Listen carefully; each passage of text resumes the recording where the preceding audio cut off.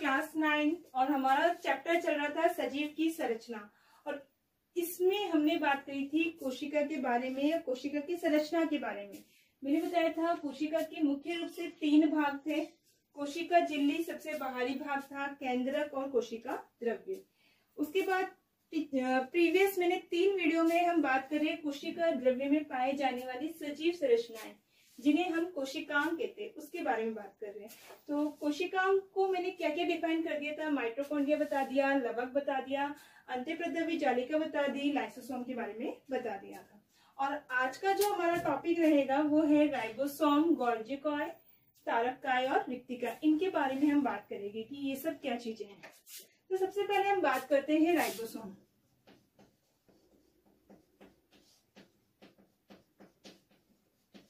Ribosome क्या है? देखो राइबोसोम की सबसे मैंने क्या कहा, कोशिकांग के अंदर हम पढ़ेगी कैसे, खोज किसने की, संरचना क्या है, कार्य क्या है, ये 3 चीजें हमें आना चाहिए कि किस तरह से इन सब चीजों के बारे में हम बताएंगे। राइबोसोम, इसकी खोज क्लॉड नामक वैज्ञानिक ने की, क्लॉड नामक वैज्ञानिक ने की और इसे नाम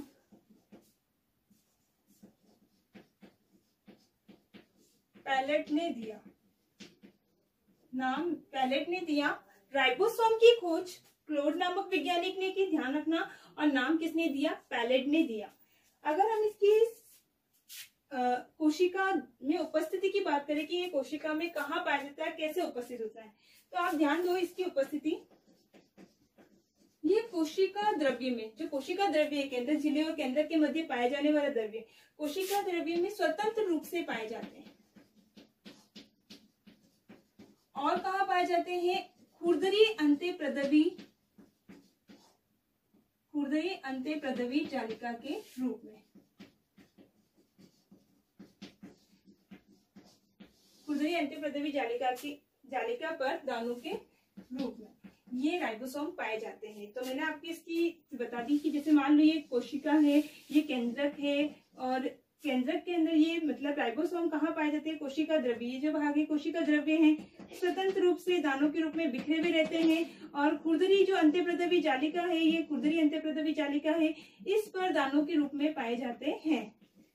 तो ये राइबोसोम उपस्थित होते हैं। ठीक है, अब हम बात करते हैं कि राइबोसोम जो होते हैं वो बने हुए किसके होते हैं। ये जो राइबोसोम छोटे छोटे दाने हैं, ये बने किसके होते हैं, ये आरएनए और प्रोटीन से मिलकर बने होते हैं। आरएनए और प्रोटीन से मिलकर बने होते हैं, आरएनए राइबो न्यूक्लिक एसिड, ठीक है, और प्रोटीन से मिलकर बने होते हैं। तो थर्ड पॉइंट आपको ध्यान रखना है, किससे मिलकर बने होते हैं, आरएनए और प्रोटीन से मिलकर बने होते हैं।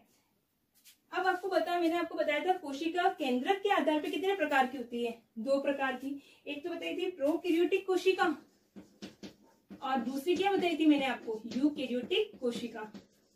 प्रोकैरियोटिक कोशिका और यूकैरियोटिक कोशिका। प्रोकैरियोटिक कोशिका में 70S राइबोसोम पाए जाते हैं। प्रोकैरियोटिक कोशिका के उदाहरण भी दिए थे, जीवाणु में पाए जाने वाली कोशिका प्रोकैरियोटिक कोशिका होती है, जिसमें सुविकसित केंद्रक का क्या पाया जाता है, नहीं पाया जाता है, या सुविकसित केंद्र का अभाव पाया जाता है, उसे हम कहते हैं प्रोकैरियोटिक कोशिका। मेरे फर्स्ट वीडियो में मैंने बता रखा है प्रोकैरियोटिक कोशिका क्या होती है और यूकैरियोटिक कोशिका क्या होती है। तो प्रोकैरियोटिक कोशिका में राइबोसोम जो होते हैं वो 70S प्रकार के होते हैं और यूकैरियोटिक कोशिका में राइबोसोम 80S प्रकार के, 80S प्रकार के होते हैं। तो ये राइबोसोम के टाइप है 70S और 80S, इसके बारे में आप हायर क्लास में वैसे भी देखोगे। और S का मतलब यहाँ पे है स्वेडबर्ग। तो आपको कोई कंफ्यूजन होने की जरूरत नहीं है, आपको ध्यान हो तो भी ठीक है, नहीं है तब भी ठीक है, आपको सिर्फ इतना सा ध्यान रखना है। राइबोसोम की खोज किसने की थी, क्लॉड ने की थी। नाम किसने दिया, पैलेट ने दिया। उपस्थिति कैसी है, कोशिका द्रव्य में ये स्वतंत्र रूप से अंतःप्रद्रवी जालिका पर दाने के, खुरदरी अंतःप्रद्रवी जालिका पर दाने के रूप में पाए जाते हैं। किससे बने होते हैं, आरएनए और प्रोटीन से बने होते हैं। कैसे होते हैं, कितने प्रकार के होते हैं, 2 प्रकार के होते हैं, 70S एंड 80S। प्रोकैरियोटिक कोशिका के अंदर 70S पाए जाते हैं राइबोसोम और यूकैरियोटिक कोशिका में 80S पाए जाते हैं। अब हम बात करते हैं इसका कार्य क्या है।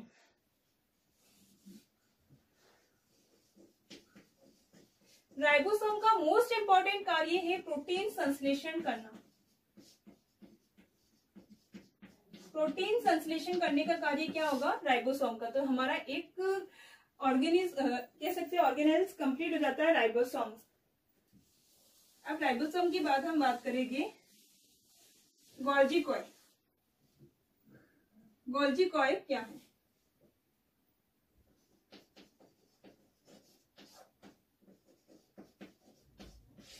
गोल्जी कॉइल, ध्यान देना, गोल्जी कॉइल की खोज कैमिलो गोल्जी ने की। किसने की? कैमिलो गोल्जी ने। गोल्जी कॉइल की खोज कैमिलो गोल्जी ने की। और ये कोशिका में कहाँ उपस्थित होते हैं? देखो ये कोशिका है, ये कोशिका द्रव्य केंद्रक। इसमें देखो गोल्जी कॉइल जो होते हैं ना, चपटी नलिकाओं के रूप में केंद्रक के पास चपटी नलिकाओं के रूप में पाए जाते हैं। तो इस तरह के होते हैं गोल्जी कॉइल।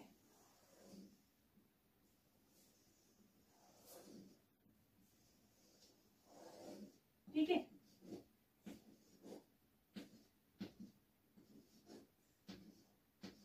ये गोल्जी कॉइल है। इसकी खोज किसने की थी? कैमिलो गोल्जी ने की थी।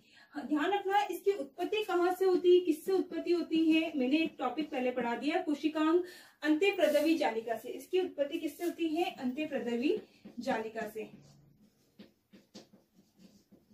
और ये भी ध्यान रखना, पादप कोशिका में गोल्जी कॉइल कम विकसित होते हैं और जंतु कोशिका में गोल्जी कॉइल अधिक विकसित होते हैं। तो हम बात कर रहे हैं गोल्जी कॉइल की खोज कैमिलो गोल्जी ने की थी। उत्पत्ति किससे हुई? अंत्यप्रदवी जालिका से। पादप कोशिका में ये कम विकसित होते हैं और जंतु कोशिका में ये क्या होते हैं? अधिक विकसित होते हैं। इसका मतलब ये एक डिफरेंस आ जाता है किसके बीच में? पादप कोशिका और जंतु कोशिका के बीच में। कि पादप कोशिका में गोल्जी कॉइल कम विकसित होते हैं, जबकि जंतु कोशिका में गोल्जी कॉइल अधिक विकसित होते हैं। अब बात करते हैं संरचना के बारे में कि इसकी संरचना क्या होती है। इसकी मुख्य रूप से 3 भाग होते हैं। ये तो पता है, ये गोल्जी कॉइल कहाँ है? कोशिका द्रव्य में चपटी नलिकाओं के रूप में उपस्थित होती है। और इसके 3 भाग होते हैं। ये देखो, छोटी गोलाकार जो संरचना दिखाई दे रही है, छोटी गोलाकार संरचना, इसे हम कहते हैं आशय। ये जो कॉन लाइक स्ट्रक्चर दिखाई दे रही है आपको, कॉन के समान जो संरचना दिखाई दे रही है ना, इसे हम कह रहे हैं रिक्तिका। और जो ये चपटी नलिकाएं दिखाई दे रही है, इसे हम कहते हैं कुंडिकाएं। तो गोल्जी कॉइल के कितने भाग हो गए संरचना में? 3 भाग हो गए, आशय, रिक्तिकाएं और कुंडिकाएं। कार्य क्या होता है? ये सारवी और संश्लेषण संबंधी कार्य करती है, यानी शर्करा, प्रोटीन और पेक्टिन का संश्लेषण व सारवण का कार्य करती है। संश्लेषण व सारवण का कार्य करती है। तो आप ये ध्यान रखना, आप लोगों को मैंने क्या बता दिया है? गोल्जी कॉइल सिंपल सी चीज है। खोज किसने की? उत्पत्ति कैसे हुई, मतलब उत्पत्ति किस कोशिकांग से होती है, संरचना के कितने भाग है और इसका कार्य क्या है। तो ये कंप्लीट होता है आपके गोल्जी कॉइल के बारे में। अब हम बात करते हैं तारककाय के बारे में। तो हमारा नेक्स्ट टॉपिक आ जाता है तारककाय।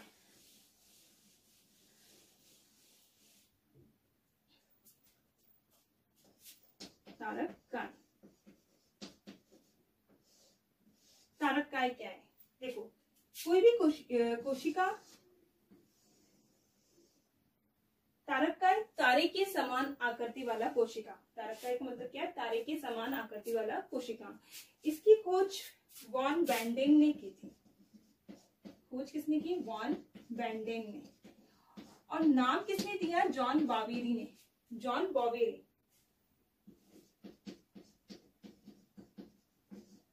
ठीक है, तो तारककाय की खोज वॉन बेंडेन ने की और नाम किसने दिया? बॉवेरी ने दिया। तारककाय जो होता है केवल जंतु कोशिका में उपस्थित होता है, पादप कोशिका में अनुपस्थित होता है। तो very important line, specific point है इसका। क्या स्पेसिफिक पॉइंट है? केवल जंतु कोशिका में पाए जाते हैं। केवल जंतु कोशिका में पाए जाते हैं।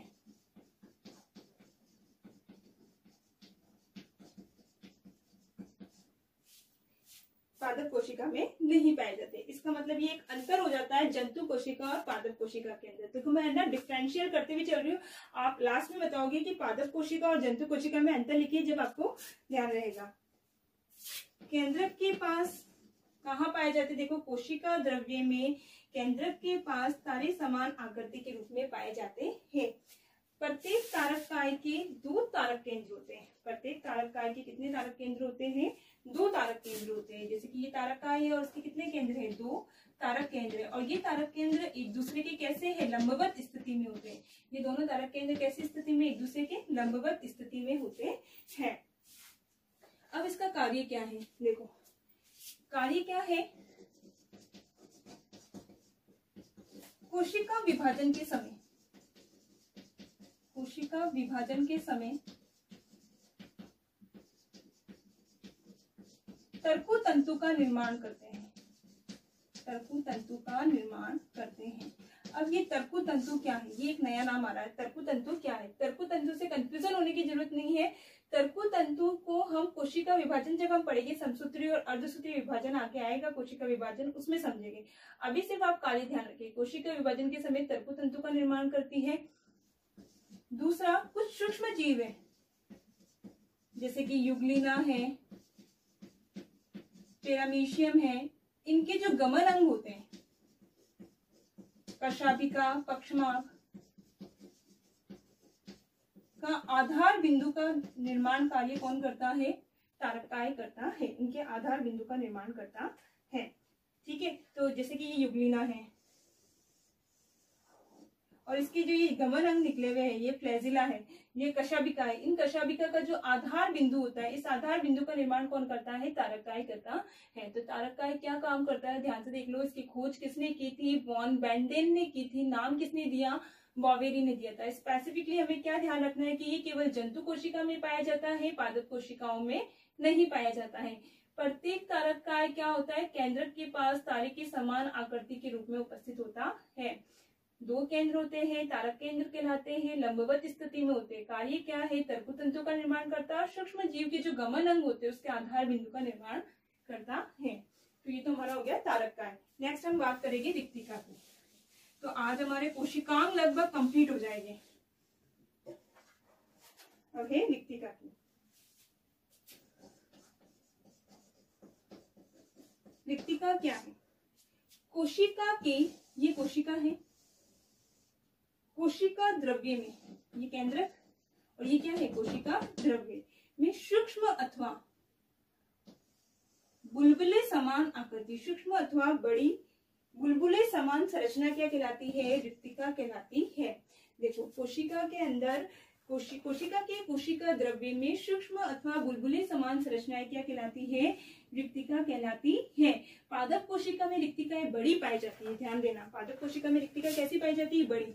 जबकि जंतु कोशिका में रिक्तिकाएं छोटी होती है अथवा अनुपस्थित जैसी होती है। ठीक है, इसीलिए पादप कोशिका का जो केंद्रक होता है ना, वो एक तरफ होता है।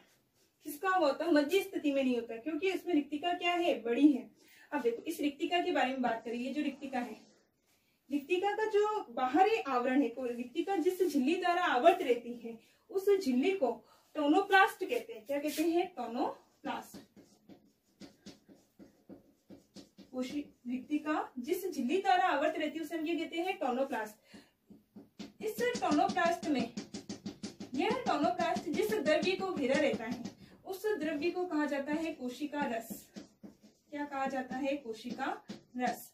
इस कोशिका रस में क्या क्या पाए जाते हैं, जल उत्सर्जी पदार्थ, जल उत्सर्जी पदार्थ, अन्य उपयोगी पदार्थ पाए जाते हैं। अन्य उपयोगी पदार्थ पाए जाते हैं। रिक्तिका का मुख्य कार्य क्या है, अनुपयोगी पदार्थ पाए जाते हैं। रिक्तिका का मुख्य कार्य क्या है, कोशिका को स्फीत बनाए रखना, टर्गिड बनाए रखना, यानी मॉइस्चर इसमें बनाए रखना, पानी एकदम सही रखना, बैलेंसिंग रखना, कोशिका को स्फीत बनाए रखना और जल व अन्य अनुपयोगी पदार्थों का क्या करना, संग्रह करना। तो फर्स्ट तो कार्य आपको बना दिया मैंने, कोशिका को कैसे बनाए रखना, स्फीत टर्गिड स्टेज में रखना। दूसरा, जल व अनुपयोगी पदार्थों का संग्रह करना। तो लगभग आपकी रिक्तिका समझ में आ गई होगी और टॉपिक हमारा कंप्लीट हो जाता है। और आपका होमवर्क यही रहेगा कि जो मैंने कोशिकांग, जितने भी कोशिका द्रव्य पढ़ा दिए, एक बार आप उसको रिवीजन कर लेना, क्योंकि कोशिका द्रव्य में मैंने लगभग आपको 8 कोशिकांग बताए हैं। 8 कोशिकांग को अच्छे से याद करना, स्टडी करना। थैंक्स।